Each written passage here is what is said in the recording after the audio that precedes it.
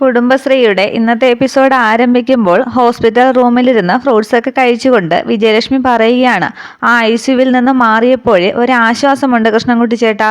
കുറേ യന്ത്രങ്ങളുടെ നടുവിൽ നമ്മളിങ്ങനെ കിടക്കുകയായിരുന്നില്ലേ. എനിക്കും ഇപ്പോഴാണ് ശ്വാസം നേരെ വീണതെന്ന് അമ്മാവൻ പറയുമ്പോഴേക്കും അവിടേക്ക് കയറി വരികയാണ് രാജീവ്.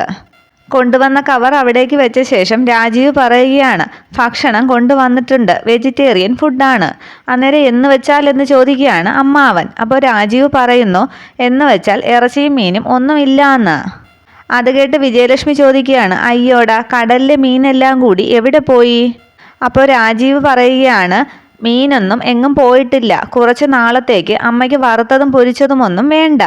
കൊളസ്ട്രോൾ കൂട്ടുന്ന ഭക്ഷണ സാധനങ്ങളൊക്കെ ഒഴിവാക്കണം. അത് ശരിവെച്ച് അമ്മാവനും പറയുകയാണ്, അത് നല്ലതാണ് വിജയെ. 50 രൂപ കൊടുത്താൽ ഒരു ഊണ് കിട്ടും. സ്പെഷ്യൽ എന്തേലും വാങ്ങിച്ചാൽ പിന്നെ അത് 150 200 ഒക്കെ ആകും. മൊത്തം അറവല്ലേ എന്ന് അമ്മാവൻ പറയുമ്പോഴേക്കും അവിടേക്ക് വന്ന ഡോക്ടർ ചോദിക്കുകയാണ്, എന്താ ഇവിടെ അറവിന്റെ കാര്യമൊക്കെ പറയുന്ന കേട്ടല്ലോ. ഞങ്ങളുടെ ഹോസ്പിറ്റൽ ബില്ലിന്റെ കാര്യമൊന്നും അല്ലല്ലോ. അല്ല ഡോക്ടർ, ഞങ്ങളിങ്ങനെ ഓരോ കാര്യങ്ങൾ ഇങ്ങനെ എന്ന് പറയുകയാണ് രാജീവ്. എങ്ങനെയുണ്ടെന്ന് ഡോക്ടർ വിജയലക്ഷ്മിയോട് ചോദിക്കുമ്പോൾ വിജയലക്ഷ്മി പറയുകയാണ്, വേദനയൊന്നും ഇല്ല ഡോക്ടർ, കുറച്ച് കുറവുണ്ട്. പെയിൻ കില്ലറാണ് കഴിച്ചുകൊണ്ടിരിക്കുന്നത്, അതുകൊണ്ട് വേദനയൊന്നും അറിയില്ല. റിസൾട്ടൊക്കെ നോക്കിയിട്ട് വീണ്ടും ഡോക്ടർ ചോദിക്കുകയാണ്, അല്ല ഇവിടെ ഇങ്ങനെ കിടന്നാൽ മതിയോ, വീട്ടിലേക്ക് പോകണ്ടേ? അപ്പോൾ എങ്ങനെയെങ്കിലും വീട്ടിലെത്തിയാൽ മതി ഡോക്ടർ എന്ന് പറയുകയാണ് വിജയലക്ഷ്മി. അപ്പോൾ ഡോക്ടർ ചോദിക്കുകയാണ്, എങ്ങനെയെങ്കിലും വീട്ടിലെത്തിയാൽ മതിയോ, പിന്നെ പ്രശ്നം വല്ലതും ഉണ്ടായാലോ? പിന്നെന്താ ഡോക്ടർ എന്ന് വിജയലക്ഷ്മി ചോദിക്കുമ്പോൾ ഡോക്ടർ പറയുകയാണ്, ഇവിടെ നിന്ന് തരുന്ന മെഡിസിൻസ് ഒക്കെ കൃത്യമായിട്ട് കഴിക്കണം, പറഞ്ഞു തന്ന ചിട്ടകളൊക്കെ പാലിക്കണം, വ്യായാമമൊക്കെ കൃത്യമായി ചെയ്യണം. ഇതെല്ലാം ഉറപ്പാണെങ്കിൽ ഞാൻ ഇവിടെ നിന്നും പറഞ്ഞു വിടാം, എല്ലാം ചെയ്തോളാം ഡോക്ടർ എന്ന് പറയുകയാണ് വിജയലക്ഷ്മി. തുടർന്ന് രാജീവിനോട് ഡോക്ടർ ചോദിക്കുകയാണ്, ഇയാൾ ഒറ്റ മകനാണോ, മാരേജ് കഴിഞ്ഞോ? ഒന്ന് ആലോചിച്ചിട്ട് ഇല്ല ഡോക്ടർ എന്ന് പറയുകയാണ് രാജീവ്. പെൺകുട്ടികളാരും സഹായത്തിനില്ലെന്ന് ചോദിക്കുമ്പോൾ അമ്മാവൻ പറയുകയാണ്, ഞങ്ങൾ ഈ നാട്ടുകാരൊന്നും അല്ല. ഇവരുടെ ഭർത്താവ് രംഗനാഥിന് തക്കലയിലായിരുന്നു ജോലി. ഭർത്താവ് മരിച്ചപ്പോൾ ഞാൻ കുടുംബസ്വത്തൊക്കെ വിറ്റിട്ട് ഇവരുടെ കൂടെ താമസമായി. ബന്ധുക്കളുമായിട്ടുള്ള സമ്പർക്കമൊക്കെ പോയി. പിന്നെ ഇവന്റെ ജോലി ഇവിടെയാണ്, കോളേജ് ലെക്ചറാണ്. ഇവനെ ഒന്ന് കണ്ടിട്ട് പോകാമെന്ന് കരുതി ഞങ്ങൾ വന്നതാണ്. അപ്പോൾ ഇവിടെ ഇങ്ങനെ കുടുങ്ങുകയും ചെയ്തു. ബന്ധുക്കളാരുമില്ലേ സഹായത്തിനെന്ന് ചോദിക്കുകയാണ് ഡോക്ടർ. തുടർന്ന് രാജീവിനോട് പറയുകയാണ്, കുറച്ചു കാലത്തേക്ക് അമ്മ ശരീരം അനങ്ങി ജോലികളൊന്നും ചെയ്യരുത്, ബെഡ് റെസ്റ്റാണ് ഞാൻ പറയുന്ന ട്രീറ്റ്മെൻറ്റ്. വാഷ്റൂമിൽ പോകുമ്പോൾ പോലും ഒരാൾ ഒപ്പമുണ്ടെങ്കിൽ നല്ലത്. അന്നേരം അമ്മാവൻ ചോദിക്കുകയാണ്, അതിന് ഞങ്ങൾക്കിവിടെ ആരും സഹായത്തിനില്ല ഡോക്ടർ. ബന്ധുക്കളൊക്കെ ഇപ്പോൾ പണത്തിൻ്റെ പേരിലല്ലേ അച്ഛനെയും അമ്മയും ഒഴിച്ച് എന്തും വാങ്ങാൻ കിട്ടുമെന്ന് പറയുകയാണ് ഡോക്ടർ. തുടർന്ന് രാജീവിനോട് പറയുകയാണ്, ഇയാൾ കോളേജ് ലെക്ചറല്ലേ, ഒരു ഹോം നേഴ്സിനെ വയ്ക്കുന്നതിനെ കുറിച്ച് ആലോചിക്കുക. ഡോക്ടറുടെ ആ വർത്തമാനത്തിൽ എന്തോ ചിന്തിക്കുകയാണ് രാജീവ്. തുടർന്ന് കാണിക്കുന്നത് വിഷ്ണു കട്ടിലിലേക്ക് കമന്ന് കിടന്നുകൊണ്ട് ശാലിനിയുടെ ഫോട്ടോ നോക്കി പറയുകയാണ്, അതെ, ഇയാൾ ആരാന്നാണ് ഇയാളുടെ വിചാരം? ഒരു ഭാര്യ എന്ന് പറഞ്ഞാൽ ആരാന്നറിയുമോ ഇയാൾക്ക്? എല്ലാ പ്രഭാതത്തിലും ഭർത്താവിൻ്റെ പാതാരബിംബങ്ങൾ നമസ്കരിക്കണമെന്നൊന്നും ഞാൻ പറയില്ല, പക്ഷേ അത്യാവശ്യം വിലയൊക്കെ കൊടുക്കാം ഭർത്താവിന്. അന്നേരം റൂമിലേക്ക് വരുന്ന ശാലിനി, വിഷ്ണു ഇതാരോടാണ് സംസാരിക്കുന്നതെന്ന് വാതിൽക്കൽ നിന്ന് ശ്രദ്ധിക്കുകയാണ്. വീണ്ടും ഫോട്ടോ നോക്കി വിഷ്ണു പറയുകയാണ്, സുസ്മിതയുടെ കല്യാണം കഴിയുന്നതുവരെ നമ്മുടെ ജീവിതത്തിൽ ഒരു ചടങ്ങും ഉണ്ടാകില്ല. 4 ചുവരുകൾക്കുള്ളിൽ ഭാര്യ ഭർത്താക്കന്മാരായിട്ട് ജീവിക്കില്ല. ഇങ്ങനെ ഓരോ ദിവസവും ശപഥങ്ങളൊക്കെ എടുക്കാൻ ഇയാൾ ആരാണ്, ഭീഷ്മാചാര്യരോ? ഒറ്റ കുത്തു വച്ച് തന്നാലുണ്ടല്ലോ എന്നൊക്കെ ഫോട്ടോ നോക്കി പറയുകയാണ് വിഷ്ണു. അന്നേരം പുറകിലേക്ക് വന്ന ശാലിനി, വിഷ്ണു ഇത് ആരോടാണ് പറയുന്നതെന്ന് ശ്രദ്ധിക്കുന്നു. അതിനുശേഷം ഫോട്ടോ നോക്കി തുപ്പുകയാണ് വിഷ്ണു. പെട്ടെന്ന് വിഷ്ണുവിൻ്റെ ഭാവമൊക്കെ മാറി അയ്യോടാന്നും പറഞ്ഞ് സ്നേഹത്തോടു കൂടി ഫോട്ടോ കയ്യിലേക്ക് എടുക്കുന്നു. അന്നേരമാണ് ശാലിനി കാണുന്നത് തൻ്റെ ഫോട്ടോ നോക്കിയാണ് വിഷ്ണു ഇങ്ങനെയൊക്കെ സംസാരിക്കുന്നതെന്ന്. അതെ, ഞാൻ പരിഹസിച്ചതൊന്നും അല്ല, എനിക്കുമില്ലേ ഓരോ ആഗ്രഹങ്ങളൊക്കെ കാണില്ലേ? എനിക്ക് ഇയാളോട് എന്തോരം ഇഷ്ടമാണെന്ന് അറിയാമോ? ഈ കടലോളം ആകാശത്തോളം. അയ്യയ്യേ, അതൊന്നും അളക്കാൻ പറ്റുന്നതല്ല. എന്നാലും ഞാൻ പറയുകയാണ്. ഇതെല്ലാം കൂടി ആയപ്പോൾ ആകെ ദേഷ്യപ്പെട്ട് പുറകിൽ നിൽക്കുകയാണ് ശാലിനി. എന്നിട്ട് വീണ്ടും വിഷ്ണു പറയുകയാണ്, അതെ, നേരിട്ട് തരാനോ പറ്റില്ല, പക്ഷെ ഇങ്ങനെയെങ്കിലും ഞാൻ തരണ്ടേ, ഒന്ന് അഡ്ജസ്റ്റ് ചെയ്യണേ എന്ന് പറഞ്ഞിട്ട് ഫോട്ടോ നോക്കി ചുംബിക്കാനായിട്ട് ഒരുങ്ങുകയാണ് വിഷ്ണു. അന്നേരം പെട്ടെന്ന് ശാലിനി നോ എന്ന് പറയുന്നു. അന്നേരം വിഷ്ണുവിൻ്റെ കയ്യിൽ നിന്ന് ഫോട്ടോ അങ്ങ് പെട്ടെന്ന് തെറിച്ചു പോവുകയാണ്. വിഷ്ണു ആകെ പേടിച്ച് പുറകിലേക്ക് നോക്കുന്നു. അന്നേരം ശാലിനി അപ്പുറത്തെ വശത്തൂടെ ഓടി തിരിഞ്ഞു വരികയാണ് കട്ടിലിൻ്റെ മറുഭാഗത്തേക്ക്. ഫോട്ടോയ്ക്കും ഇത്ര ശൗര്യമോന്നും പറഞ്ഞ് നോക്കിയിരിക്കുകയാണ് വിഷ്ണു. എന്നിട്ട് തിരിഞ്ഞു നോക്കുമ്പോൾ ഫോട്ടോ തനിയെ കട്ടിലിൻ്റെ അടിയിൽ നിന്നും പൊങ്ങി വരുന്നതായിട്ട് നോക്കുന്നു.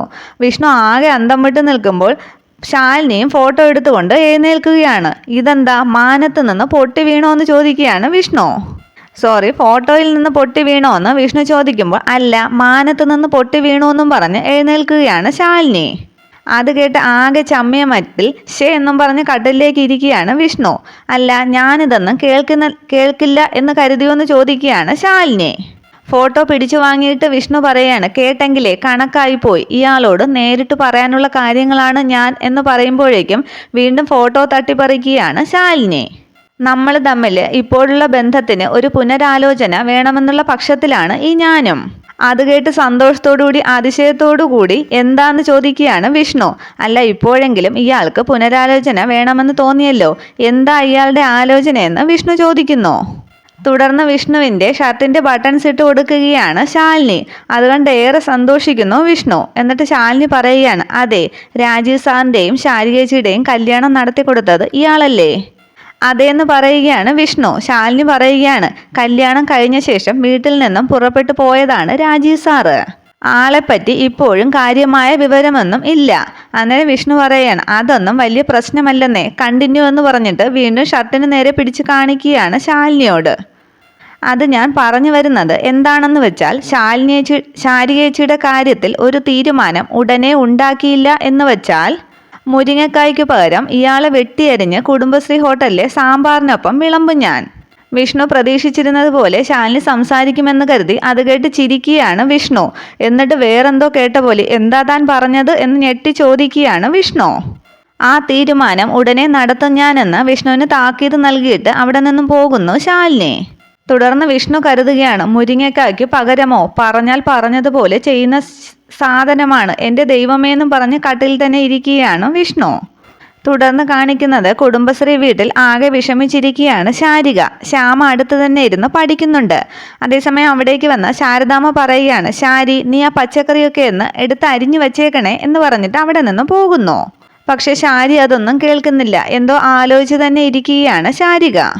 അന്നേരം ശാരിക ആലോചിക്കുന്നത്, ശാന്തേച്ചി വന്ന് രാജീവ് സാർ ആത്മഹത്യ ചെയ്തു എന്നും പറഞ്ഞ് തന്നെ കൂട്ടിക്കൊണ്ടുപോയതും പിന്നീട് അമ്പലത്തിൽ വെച്ച് വിഷ്ണു തന്നോട് കാര്യങ്ങളെല്ലാം സംസാരിച്ചതും കല്യാണം നടന്നതും കുടുംബശ്രീ വീട്ടിലെത്തിയ ശേഷം രാജീവ് അമ്മയെ കാണാൻ പോകുന്നു എന്ന് പറഞ്ഞു പോയതും ഒക്കെ കാര്യങ്ങളാണ്.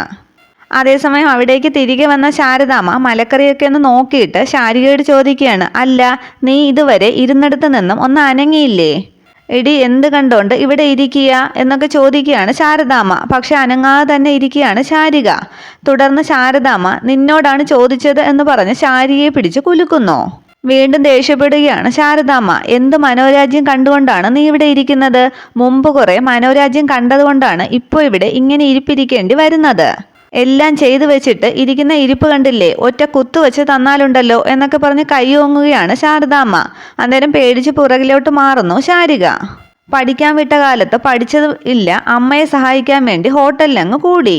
വിദ്യാഭ്യാസമില്ലാത്ത പെണ്ണിനെ കെട്ടിച്ചയക്കാനായിട്ട് ഇവിടെ കൂമ്പാരമായിട്ട് ഇട്ടിരിക്കുകയല്ല സ്വർണവും പണവും ഒന്നും. എന്നിട്ട് ചെന്ന് ചാടിയതോ ഒരു കുരുക്കിലും. എടി, നേരും നെറിയും ഉള്ളവരെ വേണം പ്രേമിക്കാനും കല്യാണം കഴിക്കാനും. അവൻ ഇനി വരുമെന്ന് എനിക്ക് തോന്നുന്നില്ല. ഏതോ നാട്ടിൽ നിന്നും വന്ന ഒരു ചെക്കൻ, വീടും കുടിയും പോലും നമുക്കറിയില്ല. അവന് വേറെ ഭാര്യയും മക്കളുമൊക്കെ ഉണ്ടോ എന്ന് നമുക്ക് എങ്ങനെ അറിയാം? കല്യാണക്കാര്യം അറിഞ്ഞ് അവർ തിരക്കി വന്നപ്പോൾ ചിലപ്പോൾ അവൻ അവരുടെ കൂടെ പോയി കാണും. ശാരദാമ്മയെ പോലെ ആർക്കും വേണ്ടാത്ത ഒരു ജന്മം കൂടി ഇവിടെയെന്ന് സങ്കടത്തോടെ ശാരദാമ്മ പറയുമ്പോൾ ഇതെല്ലാം കേട്ട് ഞെട്ടി എഴുന്നേൽക്കുകയാണ് ശാരിക. ഈ വീടിന്റെ ശാപമാണ് ഇതൊക്കെയെന്ന് തോന്നുന്നു എന്ന് പറഞ്ഞ് മലക്കറി എടുത്തുകൊണ്ട് പോവുകയാണ് ശാരദാമ്മ. ഹോസ്പിറ്റലിൽ പോയപ്പോൾ രാജീവ് പറഞ്ഞ കാര്യങ്ങളും പിന്നീട് ശാരദാമ്മയുടെ വഴക്കു പറച്ചിലും ഒക്കെ കൂടിയായപ്പോൾ ആകെ സങ്കടപ്പെടുകയാണ് ശാരിക. ആകെ വിഷമിച്ച ശാരിക ചെന്ന് കിണറ്റിൻകരയിലേക്ക് ചെന്ന ശേഷം കിണറ്റിലേക്ക് നോക്കി അങ്ങനെ വിഷമിച്ച് നിൽക്കുകയാണ്. ആ സമയത്ത് ഉമ്മറത്തിരുന്ന് പഠിക്കുകയാണ് ശ്യാമ. അപ്പോഴേക്കും അവിടേക്ക് കാറിലെത്തുകയാണ് രാജീവ്. രാജീവിനെ കണ്ട് സന്തോഷിച്ച് അകത്തേക്ക് നോക്കി. അമ്മേതേ രാജീവ് സാറ് വന്നു എന്ന് സന്തോഷത്തോടെ പറയുകയാണ് ശ്യാമ. സാർ ഇരിക്കെന്ന് ശ്യാമ പറയുമ്പോൾ ചിരിക്കുകയാണ് രാജീവ്. എന്നിട്ട് പുറത്തേക്ക് വന്ന ശാരദാമ്മയോട് ശാരി എവിടെ ശാരദാമ്മയെന്ന് ചോദിക്കുന്നു.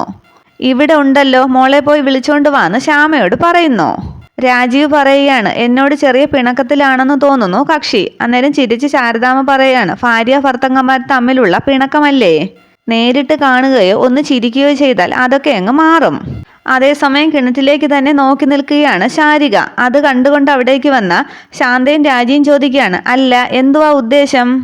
അല്ല ഞാൻ എന്നൊക്കെ പറഞ്ഞ് പരിങ്ങി ശാരിയെ നിൽക്കുമ്പോൾ അവിടേക്ക് വന്ന് ശ്യാമ പറയുകയാണ് ദേ വല്യേച്ചി, രാജീവ് സാറ് വന്നിട്ടുണ്ട്. അത് കേട്ട് സന്തോഷിച്ച് രാജീവ് സാറെന്നും പറഞ്ഞ് അവിടേക്ക് ഓടുകയാണ് ശാരിക. അന്നേരം ശാന്ത ചോദിക്കുകയാണ് സത്യമാണോ നീ പറഞ്ഞത്? അതേ ചേച്ചി എന്ന് ശ്യാമയും പറയുന്നു. തുടർന്ന് അകത്തേക്ക് കയറി രാജീവ് പറയുകയാണ് ECG നോർമലായിട്ടുണ്ട് ശാരദാമ്മേ, തിങ്കളാഴ്ച ഡിസ്ചാർജ് ആവുമെന്നാണ് പറഞ്ഞിട്ടുള്ളത്. അന്നേരം സാർ ഇരിക്കുക എന്ന് പറഞ്ഞ് കസേരയൊക്കെ എടുത്തിട്ട് കൊടുക്കുകയാണ് ശാരദാമ്മ. അതേസമയം അവിടേക്ക് ഓടി വരികയാണ് ശാരിക. രാജീവ് ശാരികയുടെ കൈപിടിച്ച് പറയുകയാണ് കൂട്ടിക്കൊണ്ടു പോകാനാണ് ഞാൻ വന്നത്. ഇരുവരുടെയും സന്തോഷം കണ്ട് ആശ്വസിക്കുകയാണ് ശാരദാമ്മ. അന്നേരം സന്തോഷം കണ്ട് കരയുന്ന ശാരികയെ കണ്ട് ശ്യാമ പറയുകയാണ് ഇവിടെ ഒരാൾ കാത്തിരുന്ന് കണ്ണു കഴിച്ചു. രാജീവ് പറയുകയാണ് ഹോസ്പിറ്റലിലെ തിരക്കിനിടയ്ക്ക് കോണ്ടാക്ട് ചെയ്യാനോ സംസാരിക്കാനോ ഒന്നും കഴിഞ്ഞില്ല. അന്നേരവും കരയുകയാണ് ശാരിക. ഇയാൾ എന്നോട് ക്ഷമിക്കണമെന്ന് രാജീവ് ശാരികയെ നോക്കി പറയുന്നു.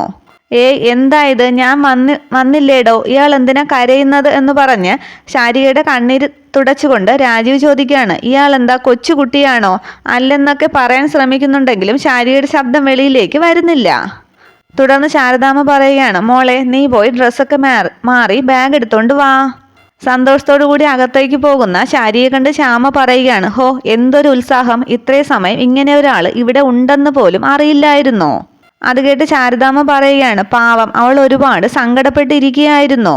സാർ ഇരിക്കു സാറെന്ന് ശാരദാമ്മ പറയുമ്പോൾ ഇരിക്കുകയാണ് രാജീവ്. തുടർന്ന് ശാന്ത ചായ കൊണ്ടുവരുമ്പോൾ അത് വാങ്ങി രാജീവിന് കൊടുക്കുന്നു ശാരദാമ്മ. കല്യാണക്കാര്യം വിജയലക്ഷ്മിയെ അറിയിച്ചപ്പോൾ എന്താ പറഞ്ഞതെന്ന് ചോദിക്കുകയാണ് ശാരദാമ്മ.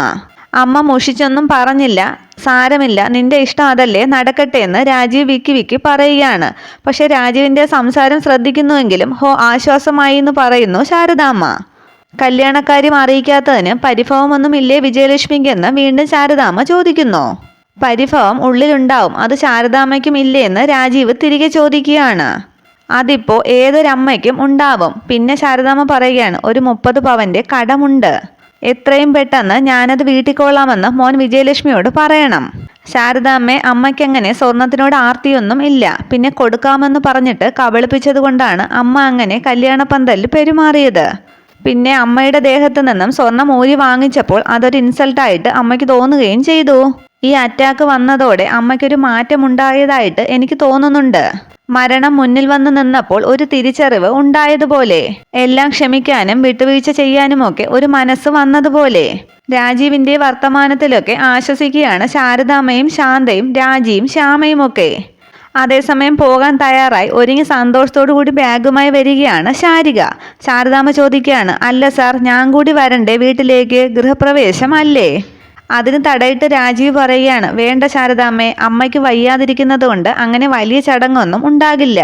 എങ്കിൽ ഞാൻ ശാന്തയോ ശ്യാമയോ ആരെങ്കിലും അയക്കാൻ കൂട്ടിനെന്നും ശാരദാമ്മ ചോദിക്കുന്നു. കൂട്ടെന്തിനാ ശാരദാമ്മേ, ഞാനല്ലേ കൂടെയുള്ളത്. മതിയെങ്കിൽ മതിയെന്ന് പറയുകയാണ് ശാരദാമ്മ. എന്നാൽ ഞങ്ങൾ ഇറങ്ങട്ടെ ശാരദാമ്മയെന്ന് രാജീവ് ചോദിക്കുന്നു. അന്നേരം സങ്കടത്തോടെ ശാരിക അമ്മയെന്നും പറഞ്ഞ് ശാരദാമ്മയുടെ കൈ പിടിച്ച ശേഷം കാലിൽ വീണ് അനുഗ്രഹം വാങ്ങുകയാണ്. പക്ഷെ അന്നേരമൊക്കെ ആകെ ടെൻഷൻ എടുത്ത് നിൽക്കുകയാണ് രാജീവ്. ശാരികയെ പിടിച്ചെഴുന്നേൽപ്പിച്ച ശേഷം കെട്ടിപ്പിടിച്ച് സന്തോഷിക്കുകയാണ് ശാരദാമ്മ. തുടർന്ന് പോയിട്ട് വാന്ന് പറയുന്നു. പോകാമെന്നും പറഞ്ഞ് ശാരികയുടെ ബാഗ് എടുത്ത് പുറത്തേക്ക് ഇറങ്ങുകയാണ് രാജീവ്.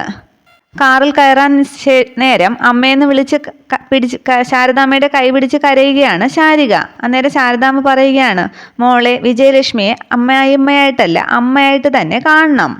ഈ സമയത്താണ് നിന്റെ ആവശ്യം ആ വീട്ടിൽ വേണ്ടത്. വയ്യാതിരിക്കുന്ന അമ്മയ്ക്കും അമ്മാവനും എന്താവശ്യമുണ്ടെങ്കിലും അത് നീ ചെയ്തു കൊടുക്കണം.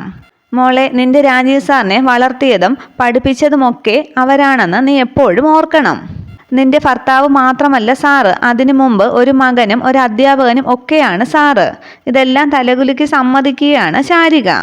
അവർക്കൊക്കെ വേണ്ടി സമയം മാറ്റിവെക്കുമ്പോൾ മോള് പരിഭവമൊന്നും കാട്ടരുത്. ഒരു ചെടി പറിച്ച് നടുന്നത് പോലെയാണ് നീ അവിടെ ഇപ്പോൾ. അവിടത്തെ മണ്ണുമായി ഇഴുകിച്ചേരാൻ സമയമെടുത്തെന്നിരിക്കും. അങ്ങനെയൊക്കെ ശാരികയെ ഉപദേശിക്കുകയാണ് ശാരദാമ്മ. അന്നേരവും എന്തോ ആലോചിച്ച് തന്നെ നിൽക്കുകയാണ് രാജീവ്. ഇത്രയും ആകുമ്പോഴേക്കും നാളത്തെ എപ്പിസോഡ് അവസാനിക്കുന്നു. വീഡിയോ ഇഷ്ടമായ ലൈക്ക് ചെയ്യുക, കമൻറ്റ് ചെയ്യുക. Okay, thank